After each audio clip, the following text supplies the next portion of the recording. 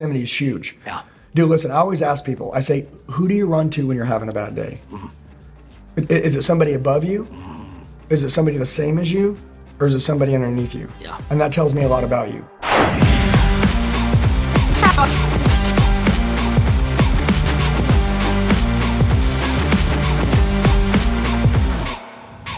So the definition of beast mode, man, tell me what got you here.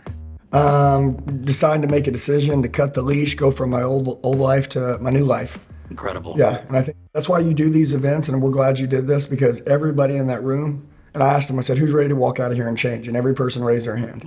So that's just cool stuff, man. And that's why we do what we do. You know, our life's great. Yeah. We love it, but something that's better than money and success and fame and power and all that is helping someone else. It's incredible. Yeah, you don't have to do these things. You want to do Right. these things. Right. What do you say to people that are watching this, that are having tough times in this economy, that need more motivation? Like, how do you stay still charged up regardless of the situation? Well, you create your own reality and you create your own economy. Whatever you think is going to happen is what's going to happen.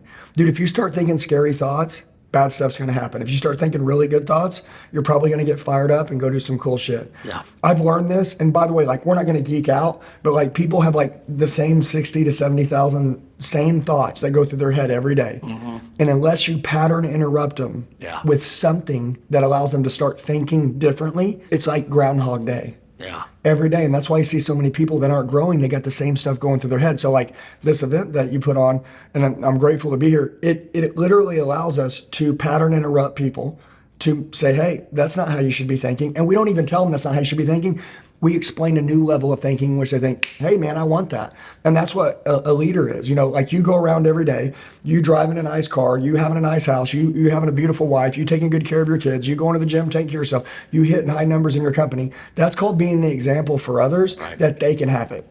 And the fact is that you're not like, well, look at me. You're like, hey man, I want to tell you guys how to do it. You paid a bunch of speakers to come out here to tell the people that you love how they can also go get it. Yeah. Dude, that's the ultimate example of being a leader. That's but it. I just think pattern interrupting yourself, I think right now, if you're not getting what you want, I mean, it's not about getting fired up or motivated. Like, do me a favor, like, just become driven for a minute, right? Like, motivated people get crushed by everything they get in their way. Driven people crush everything that gets in their way. Totally. Right? Like, what do you want? Like, does your family have the lifestyle they've always wanted to have? Well, if they don't, like, become driven and go get that. That should piss you off. If somebody said you weren't going to make it, right? Like, remember when they said that you weren't going to make it, and go prove them wrong, right? Like, I like to work from a state of madness. Yeah. Because this isn't who I was supposed to be. If I would have stayed in my family's bloodline and genes for what was supposed to happen to me, Right. nobody would know me. I would be back at home and I'd be just like everybody else. Yeah. But I don't want to be like everybody else. I don't want to think like everybody else. So we come to these events and I think we steal the way that other people think. Right. And then we can leave here and then we can get what they have, because the universe will give you whatever you want. Yeah. But you got to believe that you can have it. And you mentioned this earlier. How important is it for people to surround themselves with top dogs to keep them elevated so they don't get all by themselves? Proximity is huge. Yeah. Dude, listen, I always ask people, I say, who do you run to when you're having a bad day? Is it somebody above you? Is it somebody the same as you? Or is it somebody underneath you? Yeah. And that tells me a lot about you. Because when I'm having a bad day, I always go up.